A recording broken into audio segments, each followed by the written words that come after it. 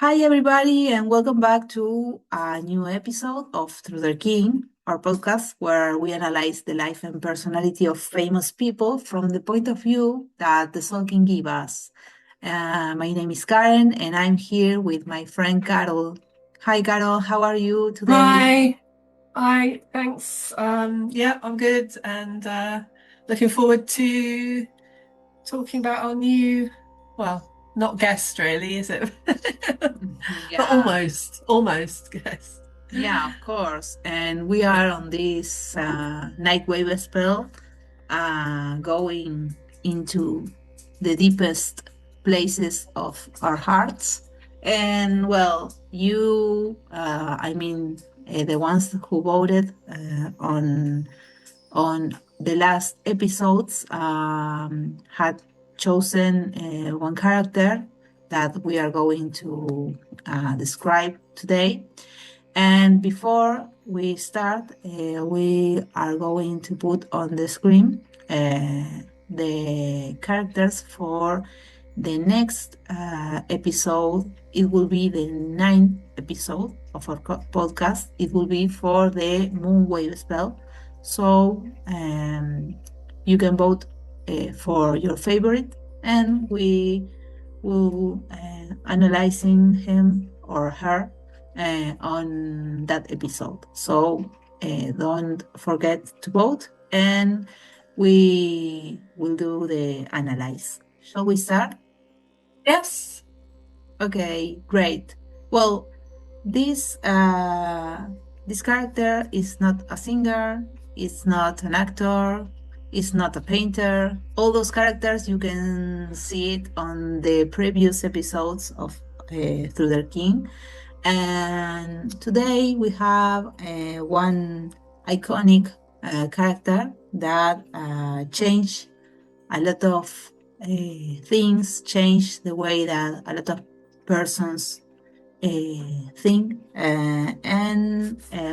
It's Mahatma Gandhi, a symbol from those that wants a better world and, well, also work for the peace on the world.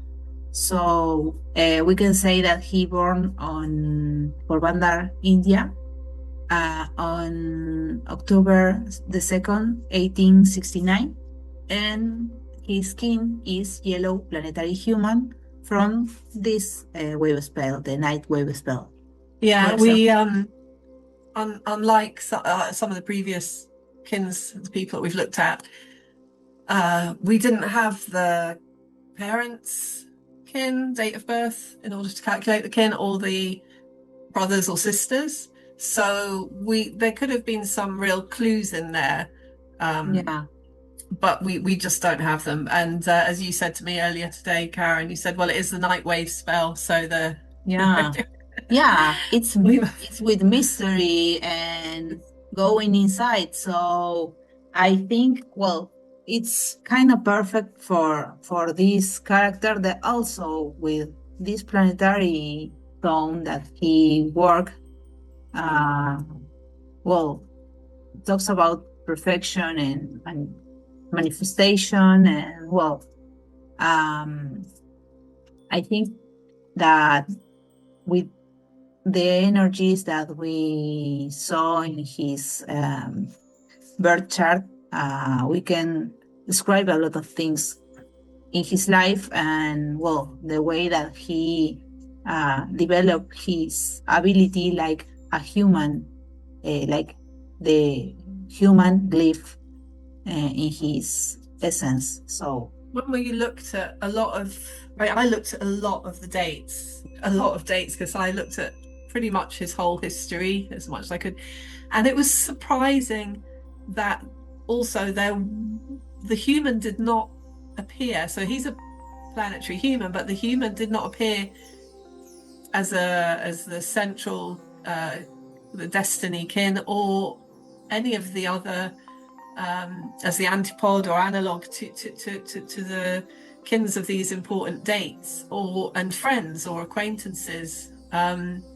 So except for when on the day of his death, that was the only time, but suddenly the human appears again, and it's the antipod to the human. No, the human is the antipod to the cosmic wind that Yeah. is the kin on the day of his death. So I thought that was really curious. It also seems to makes me think of the human characteristics Yeah, that of being without an ego. He was also very free spirit in a sense. He worked pretty much like as if he on his own as an individual, and so it sort of makes sense that he didn't have any too many close ties that you might even say were karmic ties represented through having similar kins to others. It makes him seem more of an independent person, you know? yeah, yeah, yeah. I mean, there's no dates, but I listen one video and read also that, for example, talking about this purpose, right? The night that is connected with introspection and meditation and go inside and like stay in your own, stay in your own temple, like that's where you found that abundance and your truth. That, for example, his mother always meditate and always did those process of Fasting and exactly. So yeah. he had that influence from his mother, and well, also his father. We don't have too much information, but we know that when he was really young, he had to take care of him. And well, we can mention one characteristic of this glyph. I mean, the human glyph. One of these aspects that people that has the human as his skin works is that they had to find out which is their free will, right? Because they work with freedom all the time. So probably as the context also of the place where he born, it was influenced him because well, in that culture, in that time, you have to marry really young. I mean, he got married at the 13 years, right? Yeah. And well, when we talk about influence, he obviously he was really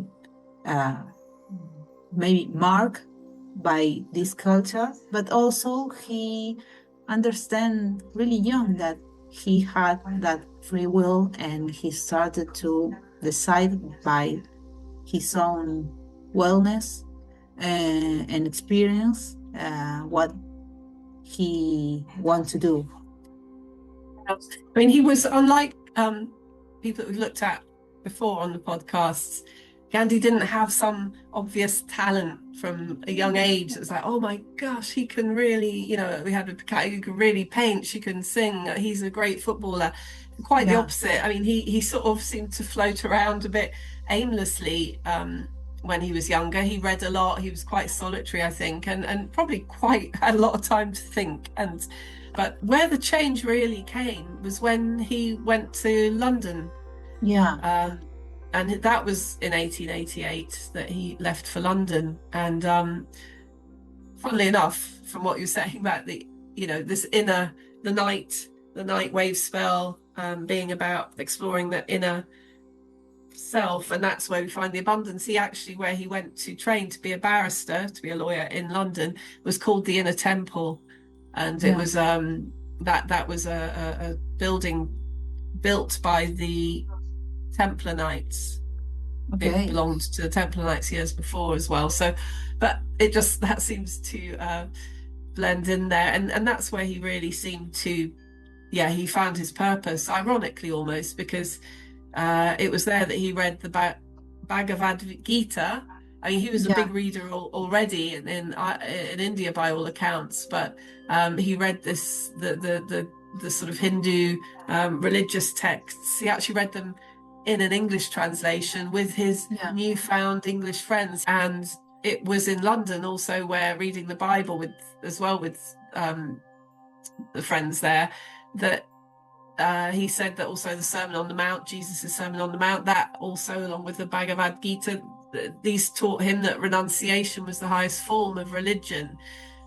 So, as we know, that's really formed the basis, really a fundamental basis for the rest of his life. And it is very yeah, much to do with that night energy of going inside oneself to find yeah, the abundance, really. Yeah. yeah. Well, also I was reading that he had this habit or costume that he tried to be introspective with the meditation. And when he was adult, he tried to being in complete silence every Monday.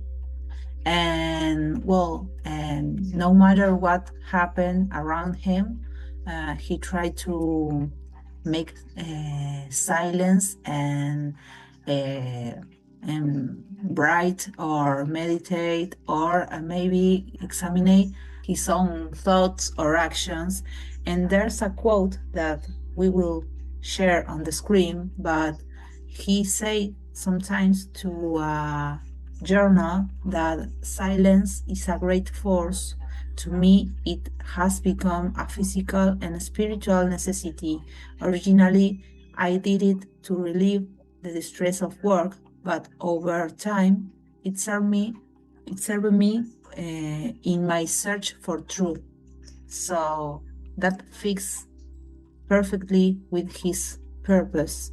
And he talks about also uh, of the not only his purpose, also for the people that work in that or born in that wave spell. They are really introspective. They are always um, watching themselves and well, trying to find the truth, but in the on the inside. So he has So they're a lot like, of yeah.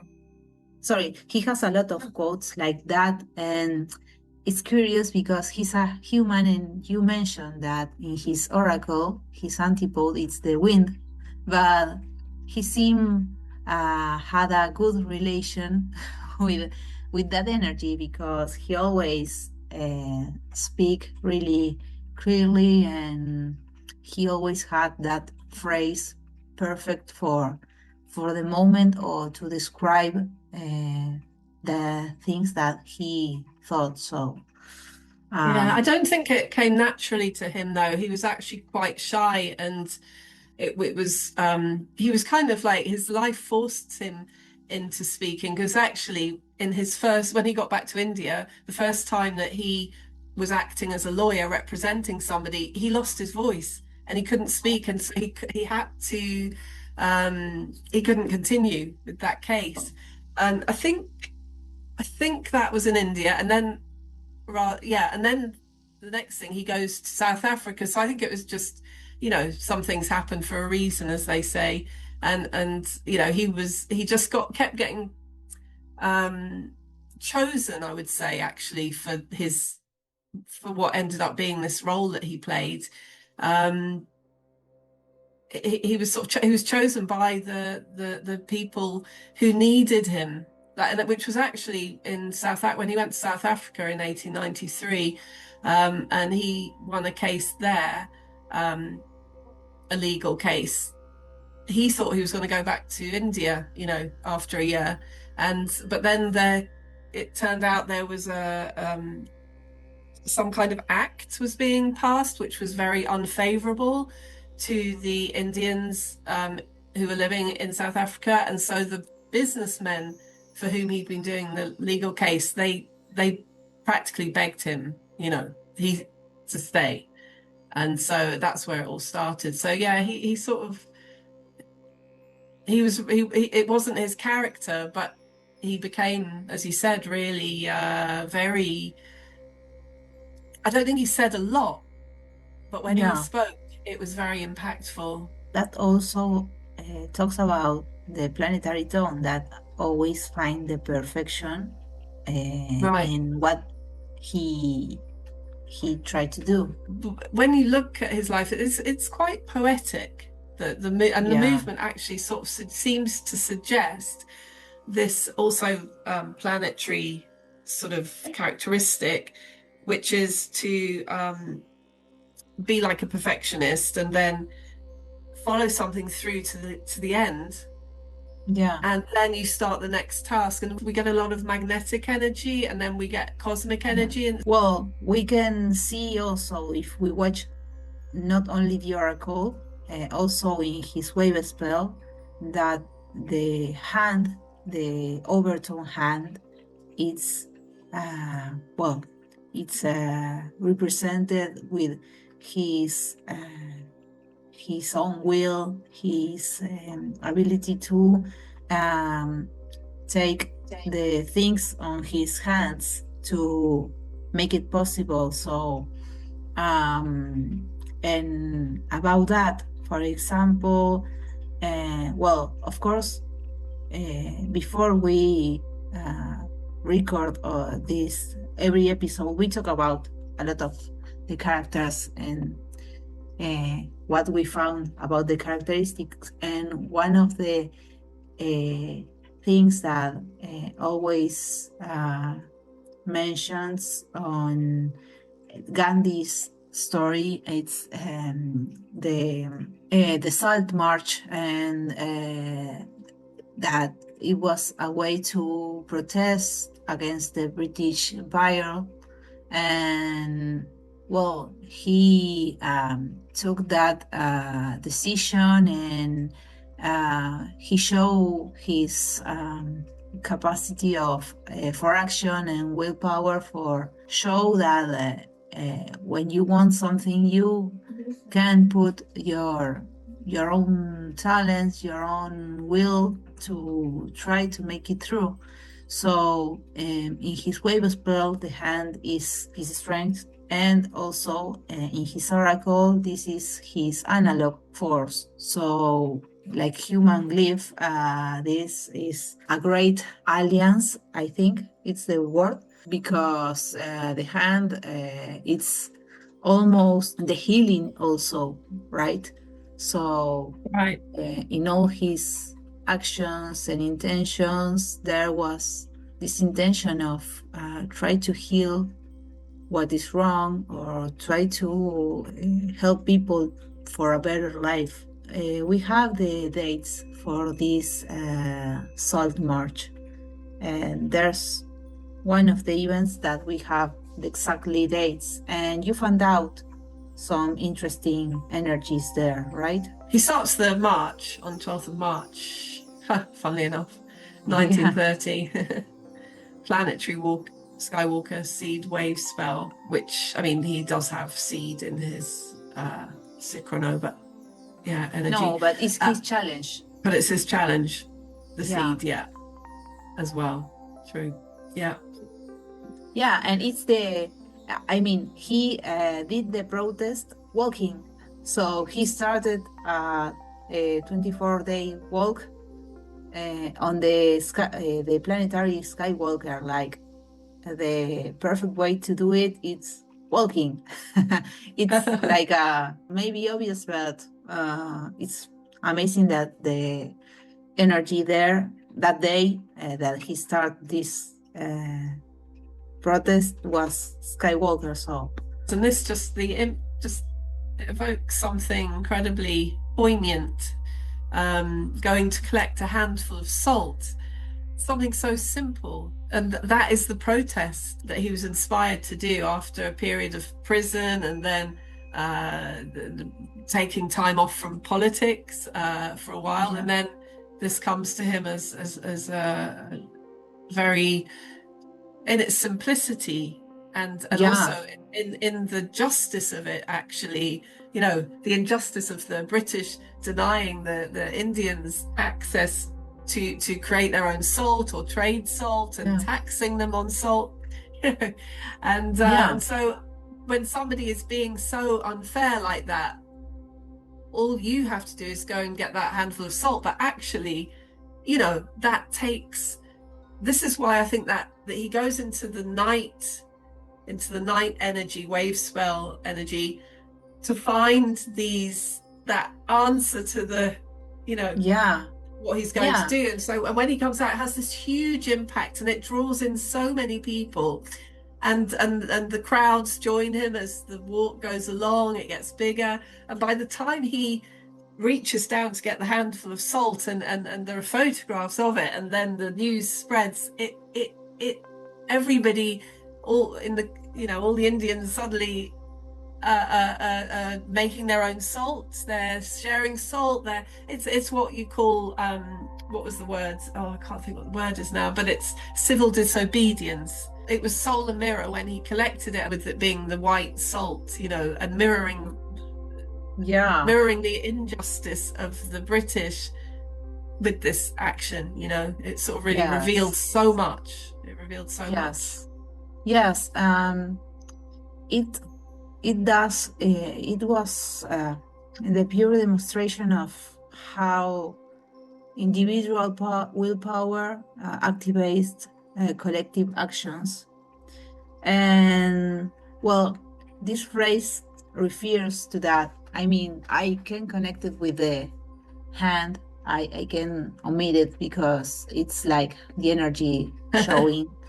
Yeah, But there's a phrase that he used uh, a decade before that Salt March, and he said, strength does not come from physical capacity; it comes from an indomitable will. So that it's deeply connected with that hand that it was his personal power in this wave spell. I would think, well, that could equally apply to the British colonialists. They Yeah. had an indomitable will as well. I Well, guess it's the difference of when your will is for the good of everybody, which is very much the human of course, yeah, energy, and when it's not, which is would be the shadow of the yeah, human, to be yeah. egotistical. It's all about you. Well, you had mentioned before, like the power of vision. You know that this wave spell is finished with the ego, but also I would like to mention his sense of humor, his grace, Oh and yeah, yeah, his connection with childhood. Actually, um, I think that all the photos that I find out on internet, he was with a big smile, like a child. yeah, And there was an episode after the Salt March where I think that he was invited to the Buckingham Palace for tea with the yeah, King George Fifth, yeah. and well, he went there with wearing the usual dhoti, I think it Mm-hmm. pronounced, that is a loincloth made of hand spun cotton, and that and a shawl over his shoulder. And after they finish their reunion or their meeting, one British journalist asked him if he doesn't feel ashamed to be dressed like this uh, for his meeting with the king. And Gandhi smiled and he replied, with grace that uh, he said, "Do not worry, the king was wearing enough cloth for both of us." So he had a great sense of humor, but also that fresh way to answer questions, even when he was really shy, like you said. Yeah. Um, Yeah, he well, was cheeky. He had it sort of like, yeah, he could be kind of cheeky. yeah, yeah, of course. Yeah. So on that trip, he does go to the north of England, to a textile manufacturing town, which is he's led a movement in India for the Indians to spin their own cotton to Yeah, make their own clothes, so so they can afford their own clothes.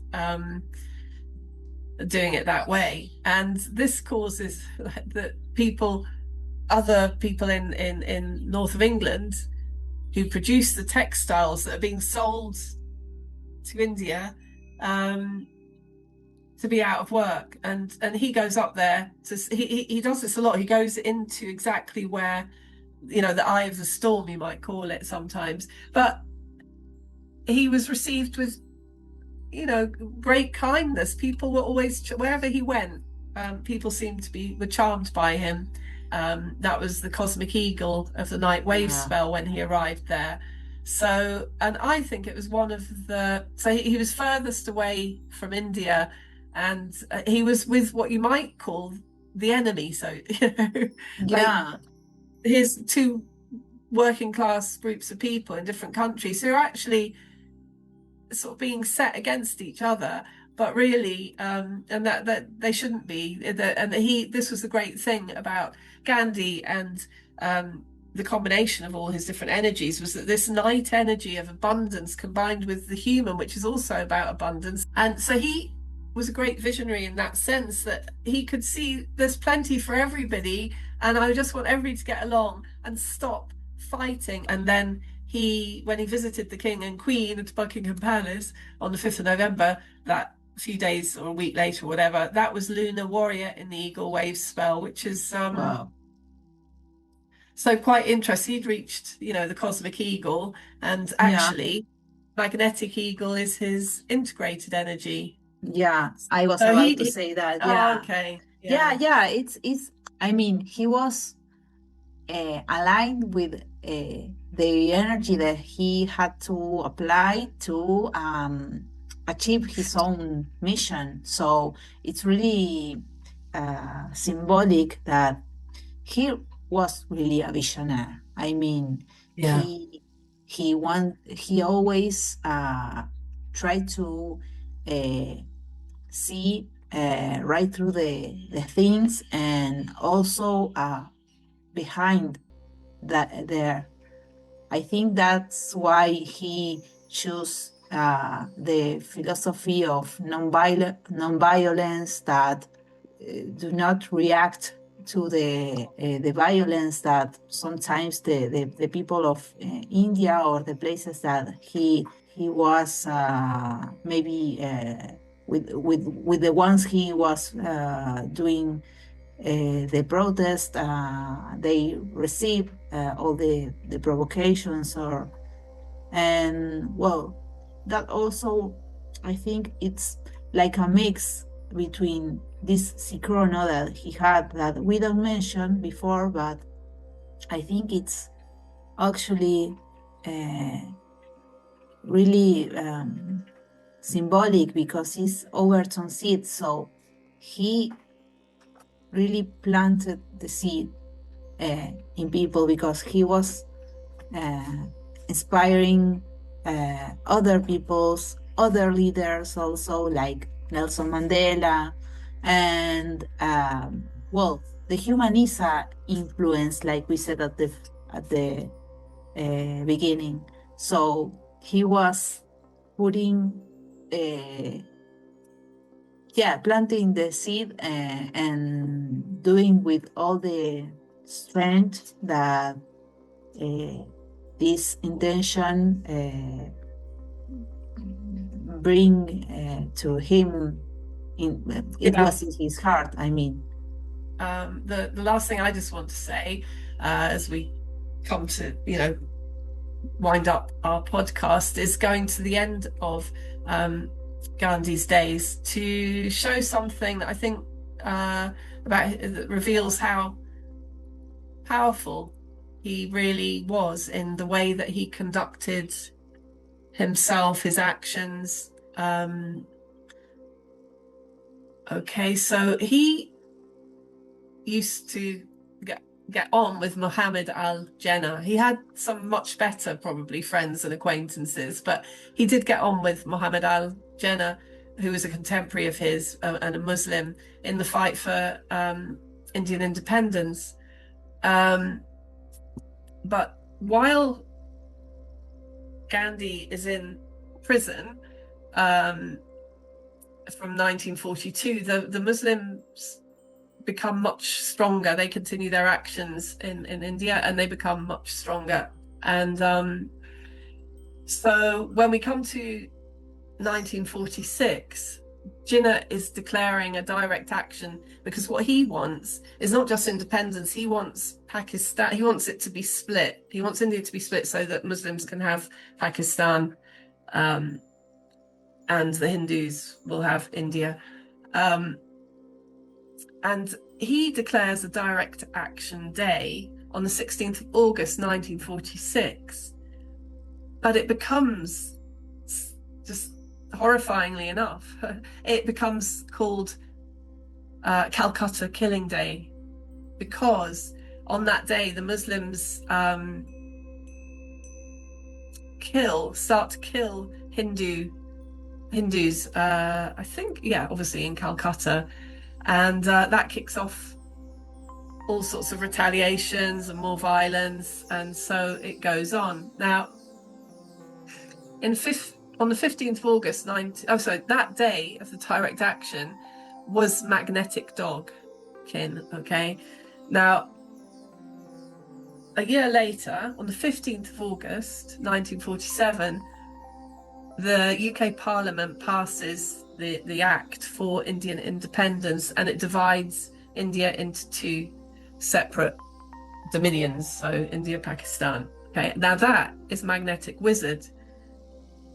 And like we were saying at some point before, you do get a lot of magnetic in when you're looking at this history of Gandhi and Indian independence. And so with all this violence occurring, Gandhi begins his last fast. Okay, so he begins that on the 13th of January 1948, which is Solar Serpent, Earth Wave spell. Okay, it's so effective. It's amazing. It's so effective in drawing the Hindus and Muslims together again that he actually stops the fast on the 18th of January, because he's satisfied that there is this harmony has been achieved through it.